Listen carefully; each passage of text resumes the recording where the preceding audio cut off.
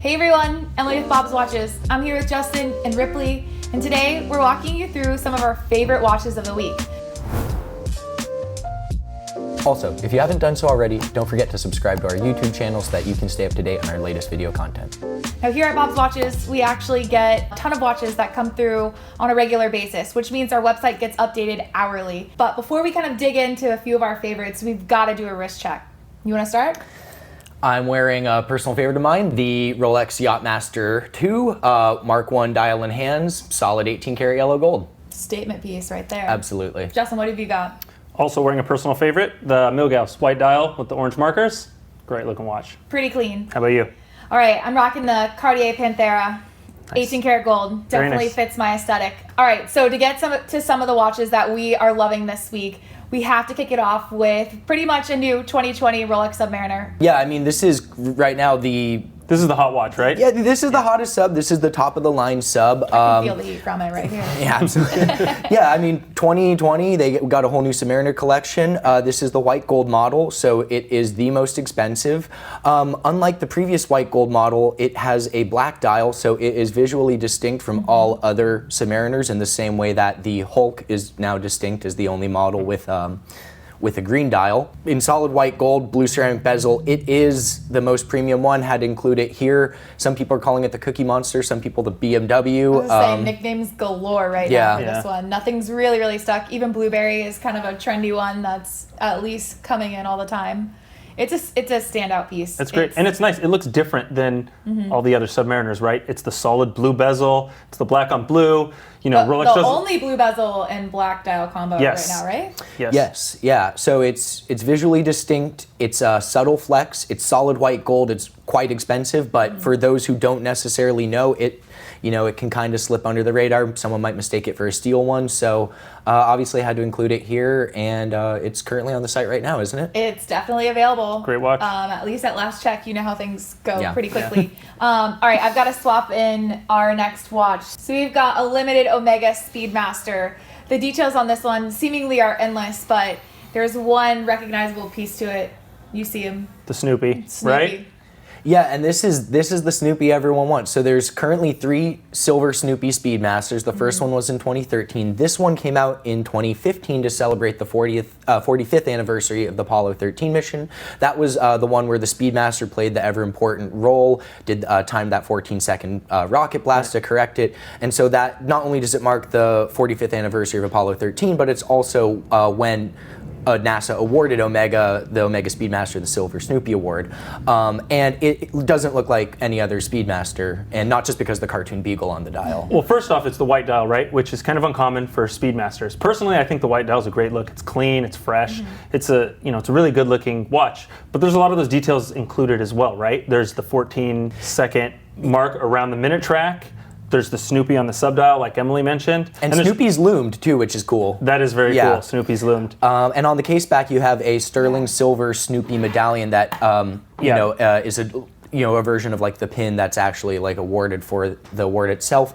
And I think a big part of why this is so collectible is because they only made 1,970, which is a reference to the year of Apollo 13, 1970. So relative to other limited editions where you're looking at 5,000, 10,000 or more, under 2,000, it's really limited. Stuck in tradition with the it's really limited. 1,970 available. And I love all the details all around. I think it's a great watch. We didn't even talk about price yet. So how much did this originally sell for? Get retailed for just about $6,000. Granted, the morning it was announced, all 1970 examples were spoken for. Right. But right now it's trading at just under $50,000, which is insane appreciation for a modern watch. Some people regard it as the Speedmaster model that kind of kicked off the whole hyper desirable limited edition Speedies, such as the Speedy Tuesday, like the Ultraman. And so this in 2015 predated all of them and is one that a lot of collectors I know are trying to add to their collections. It's a great watch. Let me show you guys.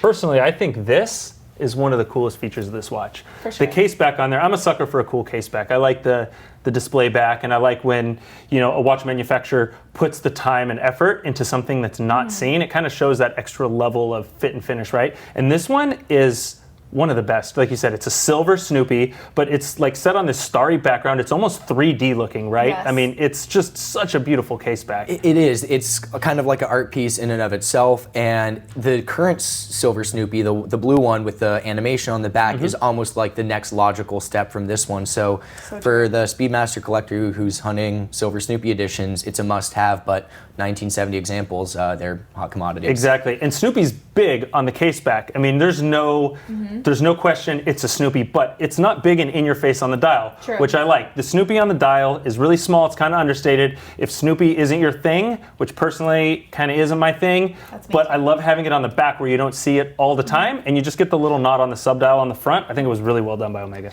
Yeah, and the fact that it doesn't look like a regular Speedmaster. The first one, with the exception of the Snoopy subdial, at a glance it kind of looks very much the same. This, no one's mistaking it for a classic Moonwatch, but as far as the overall look and feel, 42mm case, stainless steel, wearing experience is overall You can tell similar. it's a Speedmaster when you look at it, but you can also tell it's not your normal Speedmaster. And especially in the dark, just due to how everything glows, including Snoopy himself. Yeah, great choice. Definitely something we feel lucky that we've got on bobswatches.com. So I'm going to move to kind of something else, a little special edition, if you will. Definitely another standout piece that we're excited to kind of get our hands on. This is another cool one. Yep.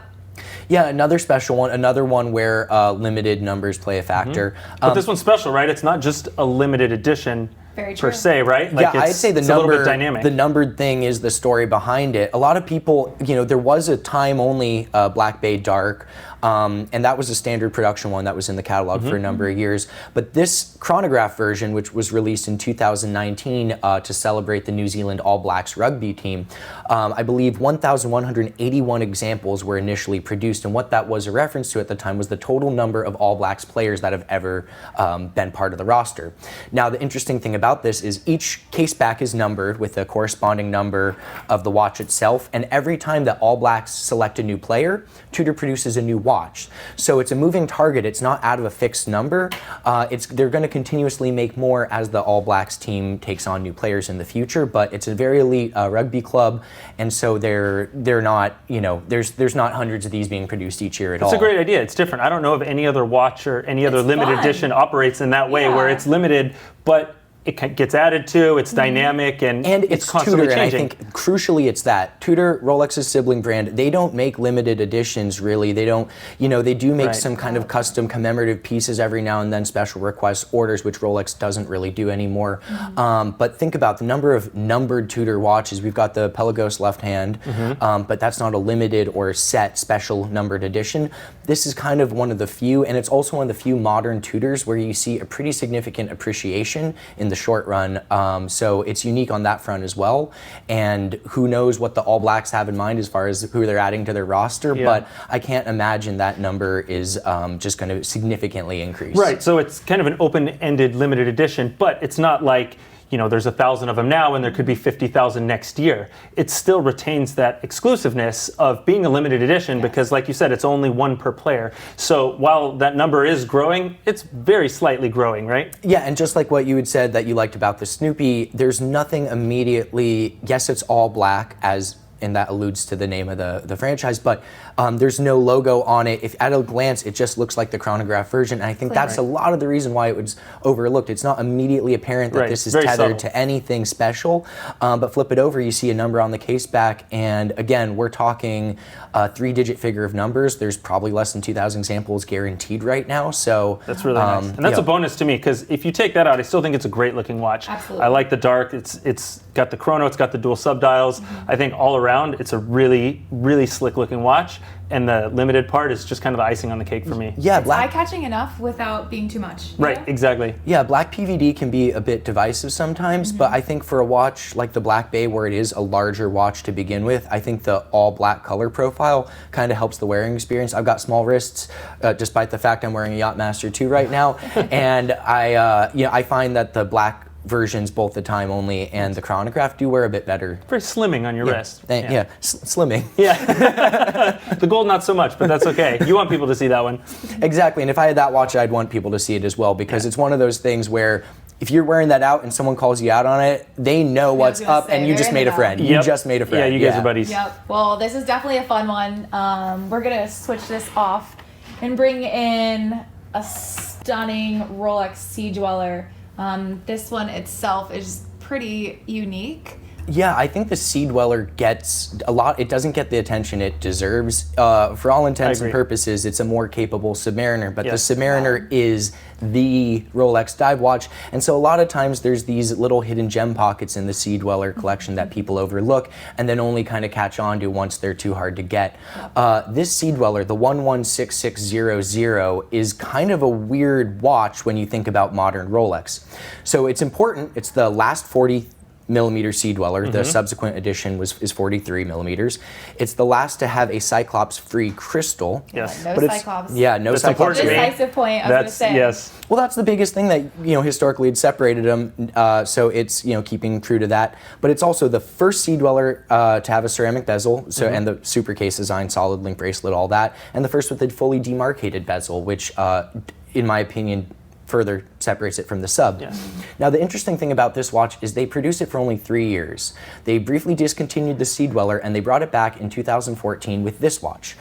People are happy to see it return, but when you look at this and you look at the 116610 Submariner of the same era, one's got a Cyclops, but the similarities... Very similar looking watches. Yeah, and so I think, whether Rolex felt it was too similar or sales weren't what they had hoped it would be, it was discontinued in 2017 with the release of the current production one, which is 43 millimeters, has the Sea Dweller name in red, and is new movement inside, very different watch overall. So with only 3 years of production under its belt and representing this mix of firsts and last, this is kind of a cult favorite, and it's been picking up a lot of popularity in recent years.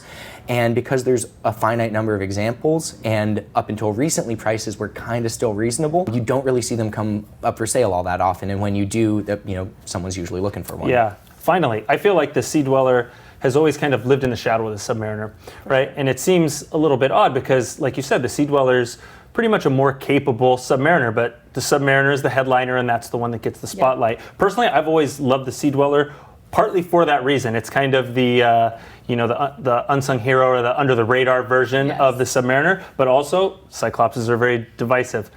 I like it without the Cyclops. I like the no date Submariner for the same reason, and I love that Sea Dweller for the same reason. Yeah, I think 40 millimeters is a great size. I personally can't quite swing the 43. Again, 44 millimeter Yachtmaster 2 currently notwithstanding. But I think it's a great watch, and it's sort of one of those things like people don't know what they had till it's gone. 3 brief years. It is thicker than the Submariner, right? It is, and that it may is thicker. Bother you or may not. Personally, for me, that's not really an issue. I think the thickness of the Sea Dweller or the Submariner, I have no problem wearing either. But if that is a concern for you, then that could be something that would kind of steer you towards the Submariner versus the Sea Dweller. Yeah, and if for someone looking for a modern Sea Dweller but is a little bit maybe put off by the current one, whether it's the Cyclops, the larger case size, what have you, this is ideal. You get all of the modern tech as far as ceramic bezel, sapphire crystal, all of that, but this is about the final evolution of the original Sea Dweller template with a 40 millimeter case, Cyclops-free crystal. I personally love it, but I can't imagine it's going to be on our site too long. Yeah. Not long and enough for me if to you're grab. diving and you're constantly shattering the crystals because you're diving too deep with your Submariners, then this is a great option, right? This will dive deeper. This will survive a deeper dive than your Submariner. Yeah, I really don't know any commercial saturation divers who are still using Sea Dwellers. Most of them have opted for something a bit more replaceable, if you will. But if you do find yourself living in a dry pressurized chamber for prolonged periods of time, working in an aquatic environment, and you find that your standard Submariner is having issues with helium ingress, there you go. That's your solution, and it's still got a 40 millimeter case diameter, so you're comfortable when you leave the diving bell too. Quite fashionable, even on the other side. Love it. Well, I'm going to set this one off to the side and kind of bring in our last favorite of the week. We've got another Rolex, not one that you see too often. Rolex Oyster Quartz is a standout piece to me. I will let the details speak for itself. Yeah, Catching my eye. It definitely looks different, right? I mean, right off the bat, 100%. you can tell this is something different and something special. Details. Ripley, what's going on with this one? So, it's no secret Rolex produced a series of quartz watches. They first started at the Oyster Quartz. It was introduced in 1977, and Rolex actually produced oyster quartz watches up until the early 2000s. I believe 2001 was the last year that the company was issued chronometer certifications for quartz movements, which would, that would be the oyster quartz. So although they produced it for about 25 years, it's estimated that only 25,000 total oyster quartz examples were produced during that time. When they first appeared, they were a premium offering. They were more expensive than the standard date. And that's not very many watches, right? Rolex produces a million watches just a year. Just over a million a year right now. And we're talking over the whole life of the oyster quartz, there's only ever been 25,000. Now, 25,000 approximate examples spread between date, date just, and day dates. Right. The vast majority were date just or date references, so the double calendar function ones were in the minority to start with. Now, of that small handful of day date oyster quartz watches, a tiny fraction were issued in this particular configuration with a pyramid dial, bezel, and bracelet. Yeah. Right. You'll often see this, what the reference number corresponds to is the having a pyramid bezel, but you'll often not see it with the pyramid dial. It'll have a diamond dial. Maybe it was replaced over the years. Someone needed a different color for visibility. Things operated differently back then. This one dates to the mid 80s, but it has a pyramid dial where the hour markers themselves mirror the pyramid motif on the watch itself. And at a glance, it looks like nothing else. This is definitely not one you see every day, right? We see a lot of watches every day, right? More than most. I rarely see this watch. We've seen one or two of them in the 10 years that I've been shooting here. So this is really a special piece just in terms of the scarceness of it, and when it pops up, it's refreshing to see these kind of hidden gems that Rolex produced that you don't see every day. Yeah, forgotten things, and people always talk about gilt dials and the collectability. They made way more gilt dial Submariners than they did of this one. And another thing about it is you can't really refinish these. So over the years, whether it's the bottom of the clasp getting ground into a desk, dings, scratches, careless over polishing, the number that still have their pyramid finish sharp and intact are really, really slim. And this one's in beautiful shape. I was going to say, and this one is fantastic. This is really great shape. And like you said, those pyramids polish off or polish down very quickly, and you see a lot of examples when you do see them that aren't that great. They have a lot of wear on them, and they're just not a super clean example. And this one is very, very nice.